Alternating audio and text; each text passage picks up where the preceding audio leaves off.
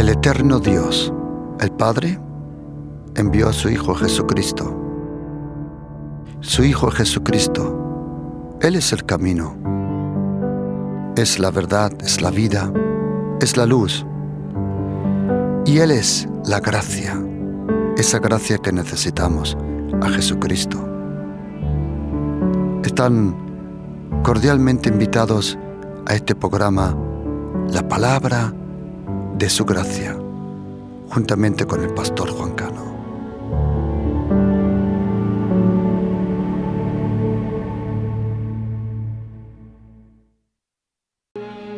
Cuando el espíritu inmundo sale del hombre, anda por lugares secos y buscando reposo y no hallándolo, dice: volveré a mi casa de donde salí. Y cuando llega, la halla barrida y adornada. Entonces va y toma otros 7 espíritus peores que él, y entrando moran allí. Y el postrer estado de aquel hombre viene a ser peor que el primero.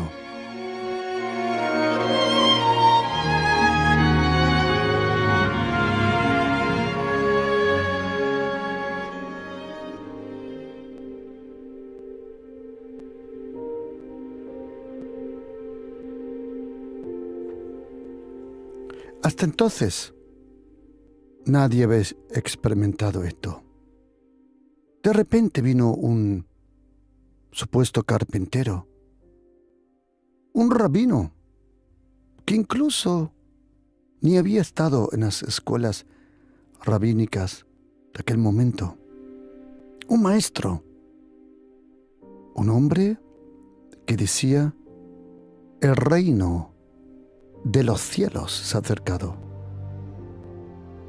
Mientras todos estaban esperando el reino de David, el reino en su expansión como lo experimentó Salomón, este hombre hablaba de un reino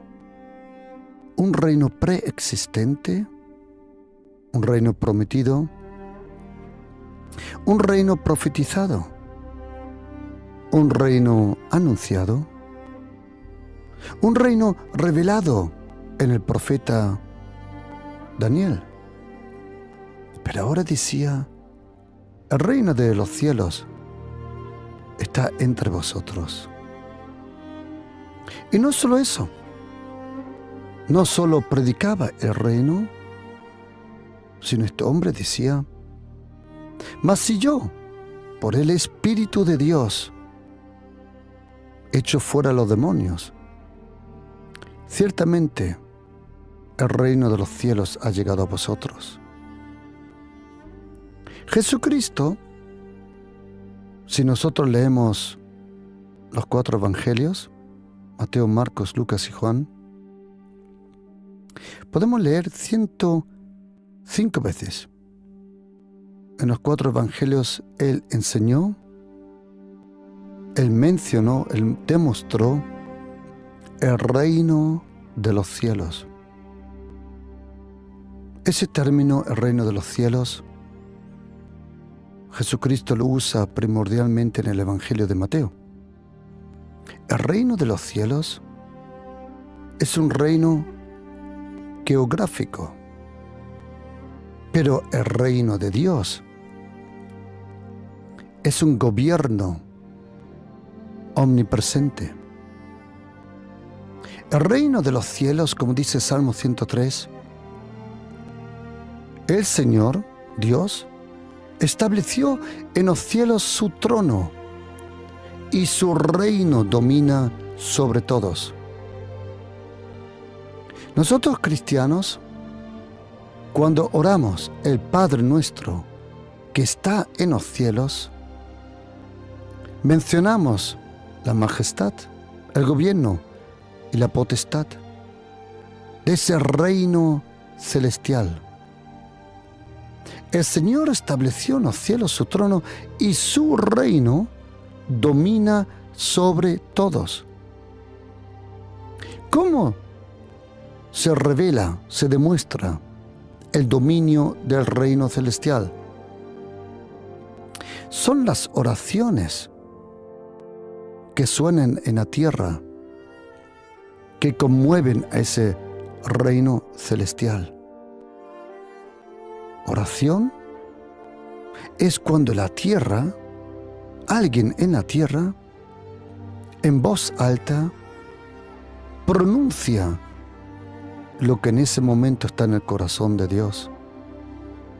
Oración es cuando la voluntad de Dios en el cielo se convierte en una oración aquí en la tierra. Y Jesucristo demostraba el poder que Él tenía. Jesucristo sanaba a los enfermos, ciegos, leprosos, paralíticos.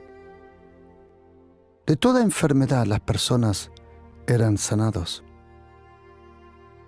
Y además, tenía poder sobre la naturaleza. Tanto que cuando fue necesario, andaba sobre las aguas. Pero tampoco le era difícil a Jesucristo andar sobre las aguas. ¿Por qué? Como lo dice ya su nombre, Jesucristo. Esa palabra Cristo en castellano proviene del griego, primero del latín, pero luego del griego, Christos. Pero esa palabra Christos proviene del hebreo. Es la traducción de la palabra Messiah o Mesías. Y significa el ungido con aceite. Jesucristo, Jesús, su nombre Jesús, nos revela su naturaleza humana. Christos, o Mesías o Cristo, nos revela su razón por que Él vino a la tierra, el ungido de Dios, su propósito. Y si tú quieres traducirlo, hay una traducción antigua, muy antigua, que le llama, cuando nosotros decimos Jesús, el Cristo, le dice Jesús, el bañado de aceite. ¿Qué nombre más bonito? Jesucristo, que está bañado de aceite, completamente. Y una cosa, el otro día aprendí. Estuvimos en un lugar y de repente nos trajeron una ensalada. Y al fondo de la ensalada la habían lavado recientemente, mi esposa le echó aceite. Y de repente yo, sin darme cuenta, vi que el aceite flotaba sobre el agua, en el fondo. Y entonces empecé con el tenedor a intentar de mezclarlo y de moverlo, porque el aceite flotaba sobre el agua. Mi esposa me dijo, ¿qué haces? Digo, estoy intentando de mezclar el aceite con el agua. Ella me dijo, no, eso no funciona. Digo, es que el aceite siempre está a la superficie del agua. Y os confieso una cosa, que en ese momento fue como una revelación para mí. El pensar que Jesucristo no se podía hundir en las aguas, porque Él estaba bañado en el aceite. Y el aceite siempre está a la superficie del agua. Pedro pudo andar esos cuantos pasos mientras sus ojos estaban fijándose en el aceite de ese hombre. Pero cuando quitó la vista del segundo nombre de ese hombre, a quien él le llamaba Jesús, pero cuando se le olvidó del segundo nombre, Cristo, Mesías, empezó a hundirse, a tener temor. Y el hombre que flotaba sobre las aguas, porque su nombre era Christos, el ungido, el Mesías, aquel que tenía el brillo del aceite del Espíritu Santo, lo cogió de la mano y le dijo: hombre de poca fe. Tengo una pregunta. Si Pedro tenía poca fe, ¿cuánta fe tenían los otros que se quedaron en la barca? A lo mejor Pedro tenía poca fe, pero por lo menos tenía fe. Gente que se queda en la barca nunca va a averiguar qué grado de fe tiene. Y Jesucristo echaba a los demonios fuera. Y un día dijo: cuando el espíritu inmundo sale del hombre, anda por lugares secos y buscando reposo y no hallándolo, dice: volveré a mi casa, de donde salí. Y cuando llega la halla barrida y adornada, y entonces va y toma a 7 espíritus peores que él. Y entrando, moran allí.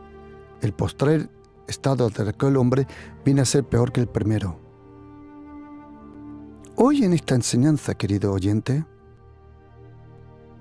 quiero predicar sobre el regreso de los 7 demonios.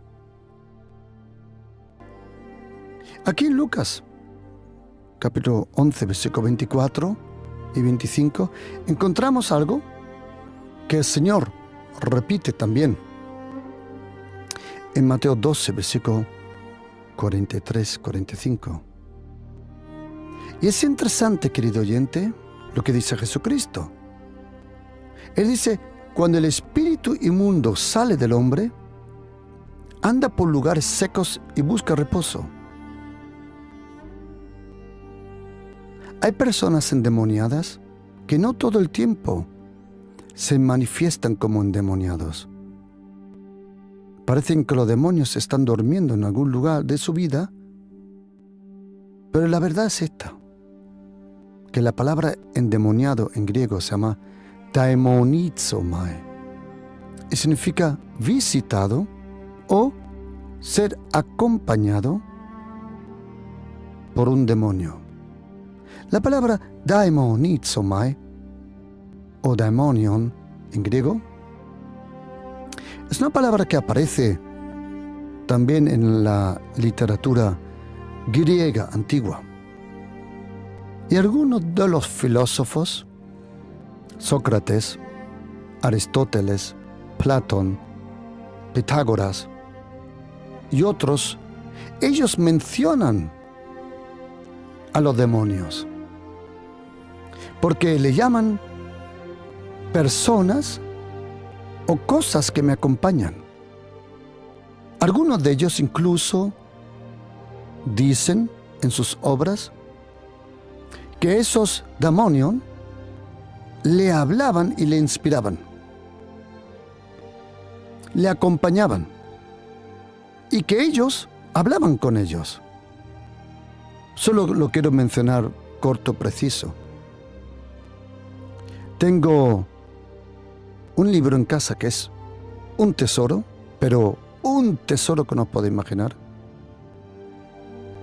Un libro del año 1815, si no me equivoco, que menciona todo el lenguaje del Nuevo Testamento que hasta entonces se conocía, todo el lenguaje griego, y lo compara con la literatura griega. Es un libro que tiene si no me equivoco, 1500, 1700 hojas mínimo, y te dice quién, cuándo, cómo y en qué obra usó esa palabra en griego. Y la compara con el Nuevo Testamento. Por eso, daimonizomai o daimonion no era una palabra, algo nuevo, era algo conocido. Pero nadie tenía autoridad sobre los demonios hasta que vino Jesucristo. Y dice, el espíritu inmundo. Es interesante la palabra espíritu inmundo. La palabra inmundo en griego es algo perverso, algo sucio, algo torcido. Cuando sale del hombre, anda por lugares secos. En la casa de ese hombre, en el corazón, en el alma, o el lugar donde ese demonio mora o se sujeta, porque los demonios necesitan un lugar donde sujetarse. Ellos con sus garras espirituales necesitan meter sus uñas en algún lugar de la carne. Sea una actitud, sea un vicio, en algún lugar los demonios tienen que meter sus garras para sujetarse. Mayormente en un lugar de la carnalidad del ser humano oculta. Algunas veces incluso en la lengua y en los ojos. Pero en eso me gustaría enseñártelo en otro momento. Porque no todo cristiano que dice, un ejemplo, hace poco tiempo me vino alguien y me dijo que estaba endemoniado. Una de las cosas que puedes aprender es esto. Que un endemoniado casi nunca va a venir a ti a decirte que está endemoniado. Eso por primero. Los endemoniados del Nuevo Testamento lo traían amigos o familiares. Es muy raro que un verdadero endemoniado venga a buscar ayuda. Uno que está influenciado, a lo mejor, que de vez en cuando un demonio lo visita, puede ser. Pero un verdadero endemoniado, o mejor dicho, poseído, pocas veces te va a buscar. Y muchas veces he visto que algunos se creen que están endemoniados y no lo están, pero ni de lejos. Porque lo mismo que las maldiciones, y déjame explicarte una cosa de las maldiciones. Me preguntaron, pastor, ¿un cristiano puede estar maldecido? Y yo le contesté, si estás bajo la ley de Moisés, sí. Si estás bajo la gracia, no. Déjame explicarte. Dame un momento y yo te explico. Romanos 10:4 dice que Cristo es el final de la ley. Nosotros cristianos no vivimos la vida de Jesucristo antes de su crucificación y resurrección. Nosotros cristianos vivimos la vida de Jesucristo detrás de su resurrección. Y quiero que estés atento. La ley de Moisés, incluso en la vida de Jesucristo, solo tuvo acceso, alcance, poder, influencia hasta la muerte de Jesucristo. Detrás de la muerte de Jesucristo, la ley no resucitó con Jesucristo. La vida que nosotros cristianos vivimos con Jesucristo no es la vida de Él que él vivía en Galilea, Idumea, Jerusalén, Cana, Nazaret, Magdala, Cafarnaum. No, no, no, no, no.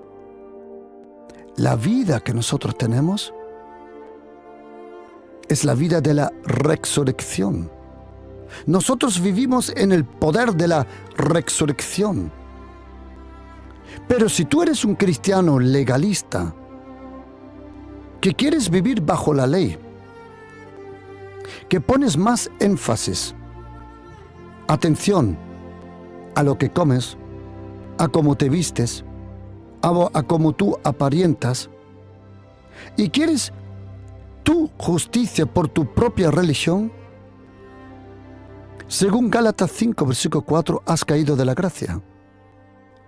De la gracia, uno no cae por un pecado. De la gracia uno cae por el legalismo religioso. No estoy hablando de otras religiones, sino de supuestamente evangélicos o católicos que nos llamamos legalistas religiosos. Y lo que me están oyendo, ni se lo tengo que explicar, ellos saben de lo que estoy hablando. El legalismo no es una denominación. El legalismo no es una iglesia. Es una influencia religiosa, diabólica. Y hay muchas personas que están bajo el yugo del legalismo religioso. Si tú ahí me preguntas, ¿podemos estar bajo maldición? Claro.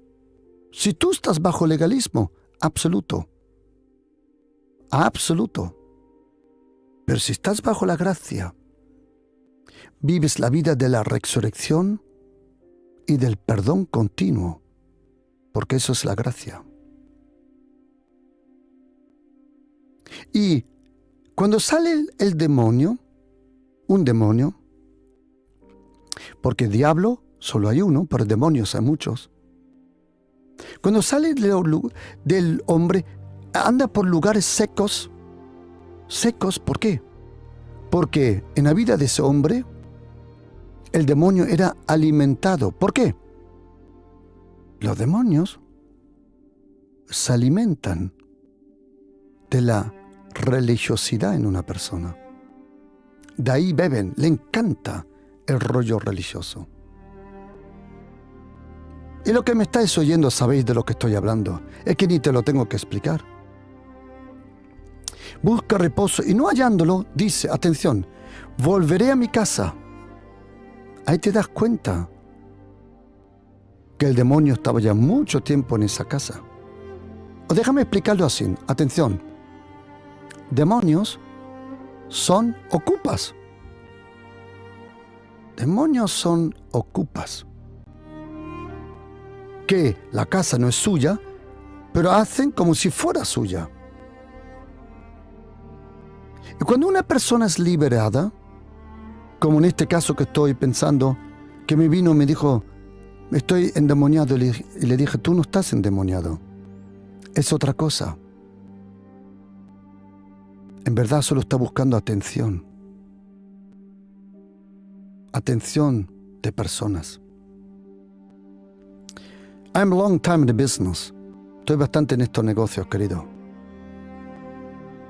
Y conozco gente endemoniada. Sí. Poseída, claro. Se percibe un demonio. Eso se percibe. Y cuando una persona es liberada, limpiada y adornada la casa, es interesante. Está barrida y adornada. ¿Pero qué te sirve una casa limpia pero vacía? Jesucristo te limpia la casa, pero el Espíritu Santo te la tiene que llenar. Y muchos de nosotros han recibido que Jesucristo barre la casa, limpie la casa, adorne la casa, pero está vacía. La única forma que la casa esté llena es la llenura del Espíritu Santo. ¿Qué hace ese demonio? Entonces va y toma a otro espíritu peores que él, y entrado, morarán allí, y el postrer estado de aquel hombre viene a ser peor que el primero. Yo lo he visto eso. Yo he visto eso. Y es interesante, queridos, que María Magdalena, ella había oído estas palabras de Lucas 11. Pero oye lo que dice Lucas 8, versículo 2. María, de la cual se llamaba María Magdalena, de la cual habían salido 7 demonios. Cuando María Magdalena oyó en Lucas 11, versículo 24-25 y Mateo 12-43, cuando ella oye que un demonio sale y regresa y puede traer cada uno a otros 7, María sabía muy bien de lo que hablaba. María Magdalena había sido librada de 7 demonios. 7. Probablemente esta es la razón por qué María Magdalena fue realmente la primera persona que vino el domingo por la mañana, el día de la resurrección. Ella vino con aproximadamente, si tú lo miras el texto, 34 kilos de especie para embalsamar el cuerpo de Jesucristo. ¿Por qué? Ninguno de los discípulos sabía que Jesucristo iba a resucitar. Incluso cuando resucitó, la mayoría de los apóstoles no creían a lo que dijeron las mujeres. Pero la Biblia dice que María Magdalena, el Señor Jesucristo primeramente, es interesante, Marcos 16:9, el Señor primeramente se le apareció a María. ¿Por qué? A María Magdalena, de quien había echado fuera 7 demonios. ¿Por qué?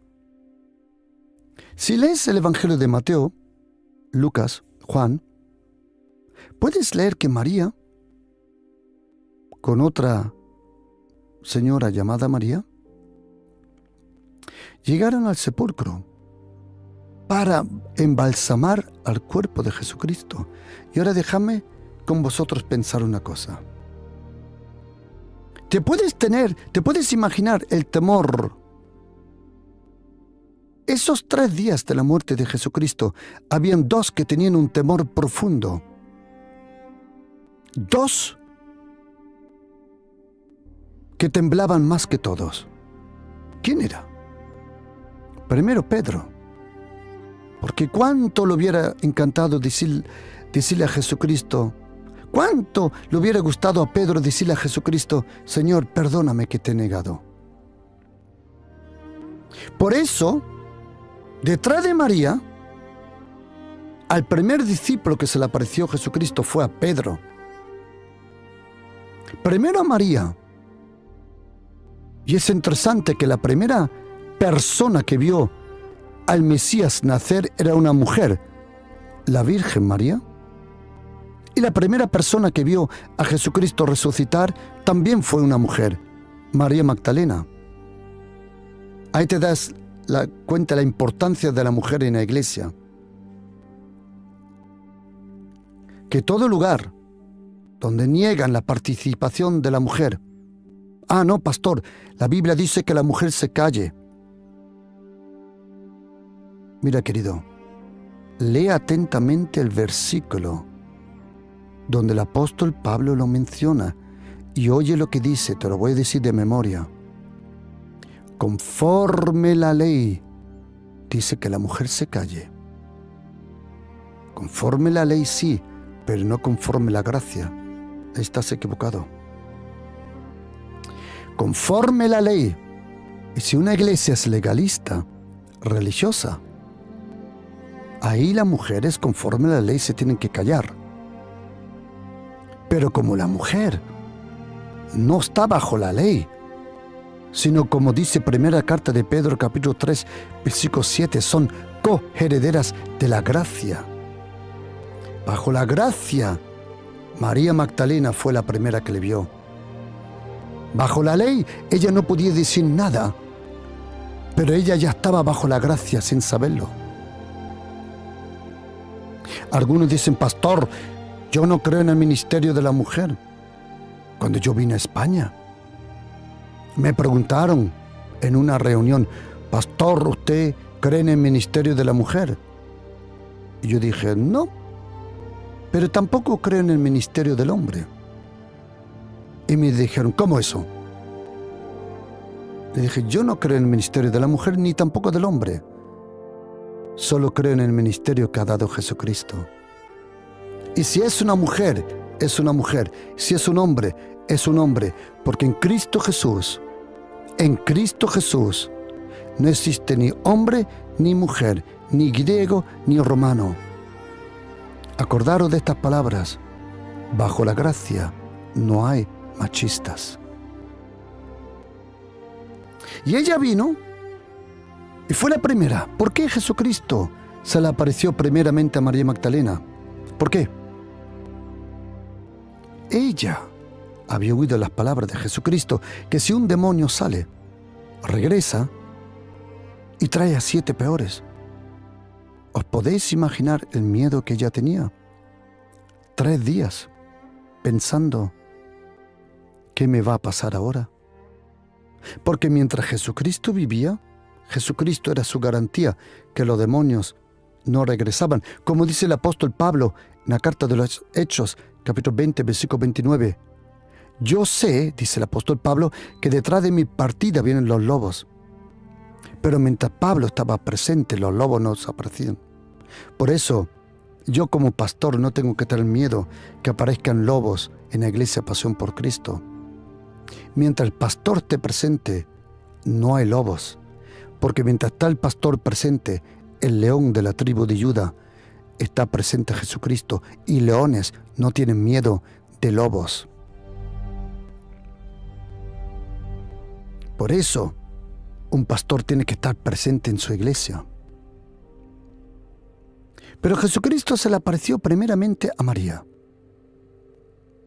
Porque si alguien tenía miedo que regrese los 7 espíritus, era María Magdalena. Pero ahora oye una cosa graciosa. María Magdalena tenía temor que regresen los 7 espíritus. Y yo te voy a contar una cosa graciosa. María Magdalena recibió los 7 espíritus. Pero oye atentamente, no te pierdas esto. Ella no recibió los 7 espíritus que Jesucristo echó fuera. No, no, no. Ella recibió, según Isaías capítulo 11, versículo 2, al Espíritu Santo que se revela con los 7 espíritus. Ella recibió el Espíritu del Señor, espíritu de sabiduría, espíritu de inteligencia, espíritu de consejo, espíritu de poder, espíritu de conocimiento y el espíritu del temor de Dios. María Magdalena pensaba que 7 demonios iban a regresar, 7 espíritus inmundos. Pero Jesucristo la iba a ungir con el Espíritu Santo de Dios, que es revelado con los 7 espíritus de Dios. Esos espíritus de Dios, esos 7 espíritus de Dios que rodean el trono de la gloria en el cielo.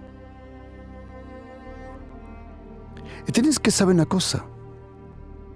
María vino para ungir el cuerpo de Jesucristo. Pero Jesucristo ya no se deja ungir. El que unge es Él. Él tiene el copyright. Él tiene el derecho de autor de ungir. Es de Jesucristo. Jesucristo es el que unge, el que bautiza en el Espíritu Santo. Dice la Biblia, en este texto de Lucas 11, dice que Cuando el espíritu inmundo sale, regresa porque la casa está vacía. Toda liberación del Señor Jesucristo será puesta a prueba. Atención, no a tentación, sino a prueba. Tentaciones y pruebas no son lo mismo. Tentación proviene de tu carne, del mundo y del diablo. Pruebas vienen del Señor. El diablo no te pone en pruebas, él te pone en tentación. Una tentación quiere llevarte a la destrucción, al pecado. Pero una prueba no. Una prueba quiere aprobar que si lo que el Señor ha hecho en tu vida es una obra completa. Hay pruebas, como dice 1 de Pedro capítulo 1, dice que nuestra fe tiene que ser sometida a prueba. 1 de Pedro 1:7. Para que sea aprobada mucho más preciosa que el oro, el cual aunque, dice, tiene que ser probada con fuego. Como dice el profeta Isaías 48, versículo 10. El Señor me aprobó, me escogió desde el horno de la aflicción. La prueba revela si la obra del Espíritu Santo es completa en tu vida, en un lugar. Una tentación no viene de Dios. Sí, es permitida por Dios. Como dice Santiago capítulo 1, el que es aprobado, el que es, o mejor dicho, fuera, esa palabra en griego dice tentado, no diga que Dios lo está tentando. No. Dios no tenta, pero sí aprueba. Como dice segunda carta de Timoteo 2:15. Procura con diligencia presentarte a Dios como obrero aprobado. Ser tentado es una cosa. Ser aprobado es otra. La prueba y todo lo que es de Dios será aprobado. Cuando el Señor nos hace libre y Jesucristo nos libera de diferentes formas, la mayoría de las liberaciones hay diferentes formas de liberación. Me explico. Hay poderes diabólicos que salen volando de tu vida el día que te conviertes. Mira, el perdón de los pecados es instantáneo. La purificación con la sangre de Jesucristo es instantáneo. El traslado del reino de Satanás al reino de Dios es instantáneo. La salvación es instantáneamente, pero la transformación es una obra para toda la vida. Salvación completa ahora sí. Transformación viene luego toda la vida. ¿Por qué? Hay cosas de las cuales el Señor te hace libre por la palabra. Si permanecéis en mi palabra, dice Jesucristo en Juan 8, versículo 31, 32, reconoceréis la verdad y la verdad os hará libre. Hay cosas de las cuales el Señor te hace libre leyendo la Biblia. Hay cosas de las cuales el Señor te hace libre algunas veces por su presencia. Isaías capítulo 10, versículo 27. Y la unción pudre el yugo. Hay cosas de las cuales el Señor te hace libre cuando estás leyendo la Biblia y reconoces la verdad. Y ese reconocimiento te hace libre. La mayoría de los demonios en una persona, en una vida, en una actitud, en costumbres, porque los demonios tienen que sujetarse a algo en tu vida. Ellos no son piojos que saltan de uno a otro, eso no funciona. O como antiguamente decían, que si tu abuelo muere, los demonios de tu abuelo saltan a tu vida. Un rollo, vamos ya, un rollazo. Si tú quieres eso, vívelo, créelo, pero yo no lo creo. Te digo por qué. Porque estoy bautizado con el Espíritu Santo, bajo el fuego del Espíritu Santo, bajo la preciosa sangre de Jesucristo. ¿Tú te crees que Jesucristo va a dejar a esos estúpidos, sucios, perversos demonios que salten de uno a otro? Un demonio necesita una invitación por un acto tuyo. Mayormente bien por hechicería y por religión. Los demonios más poderosos que existen en la tierra no están con satanistas. Los demonios más poderosos que existen no están con brujas, sino con líderes religiosos, legalistas, que contienen una congregación bajo las garras religiosas diabólicas. Hablo de experiencia. I'm long time in the business. Estoy bastante en estos negocios. Es impresionante el poder diabólico que hay en algunos sitios. Pero eso ahora no es mi tema. Yo lo trataré en otro sitio, en otro momento. Primero, ¿cómo te hace el Señor libre? Primero, por el perdón. Segundo, por su palabra. Tercero, por su trato. Cuando Él te libera de cosas que tú has heredado, atención, por tu cultura.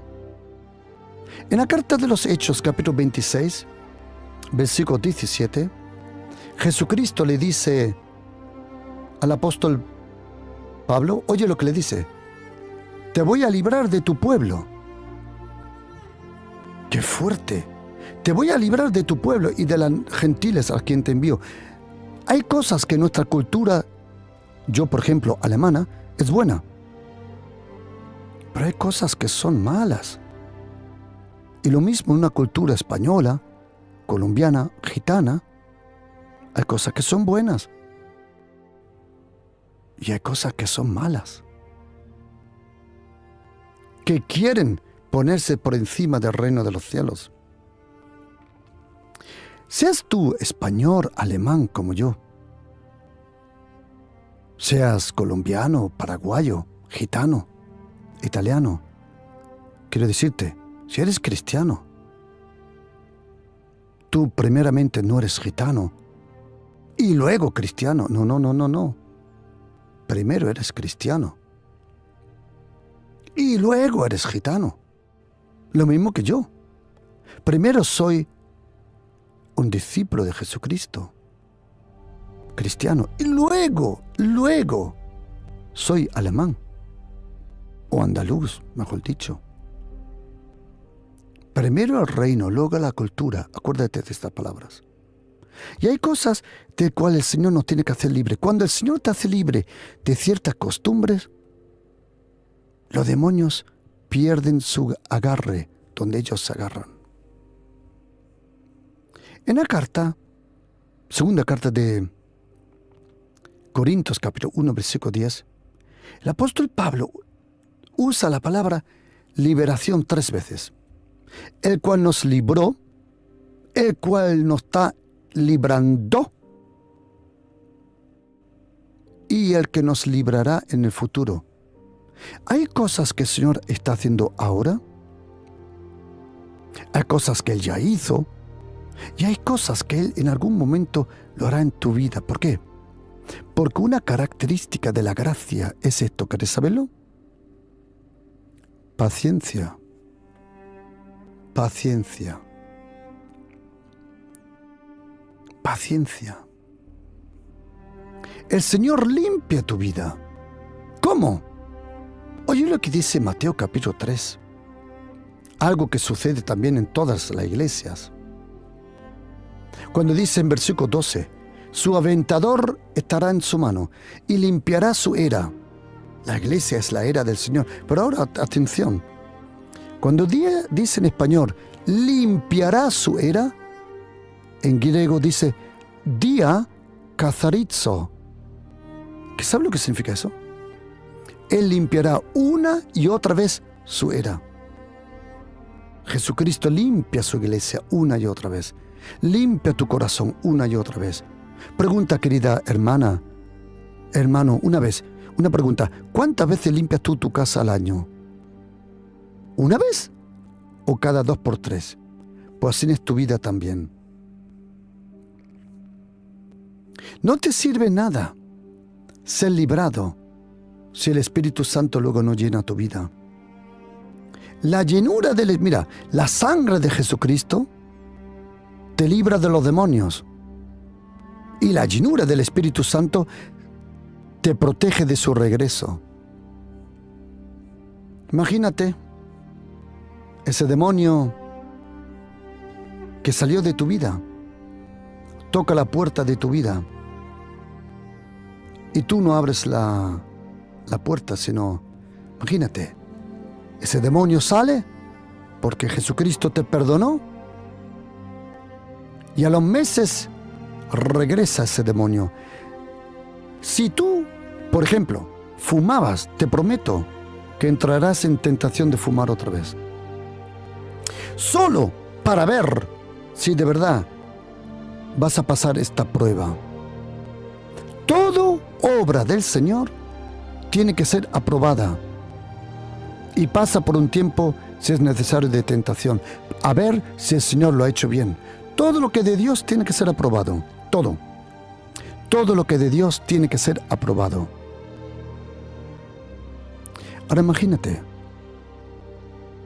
ese stupid demon, se va de tu vida. Y Él no sabe lo que está haciendo Jesucristo ahora en tu vida. Querido oyente, Él no sabe que mientras estás oyendo estas palabras, tu corazón se está llenando con esperanza, con gracia, con el amor de Dios. Y cuando ese stupid demon, ese estúpido demonio regresa, él se cree que puede entrar a tu casa y puede hacerlo todo peor todavía. Y cuando toca la vida, a la puerta de tu vida, imagínate, tú no abres, sino el Espíritu Santo. Y cuando ese demonio toca la puerta, el Espíritu Santo abre, dice, ¿le puedo ayudar en algo? Ese demonio jamás regresa. Porque es la unción del Espíritu Santo, la presencia. Querido oyente, mire, si eres católico, bautista, adventista, ortodoxo, si eres de cualquier otra denominación, acuérdate de esto. Sin el Espíritu Santo, estás frito. No sé cómo expresarlo de otra forma. Frito. Porque es Jesucristo el que limpia la casa. Y es el Espíritu Santo el que llena la casa.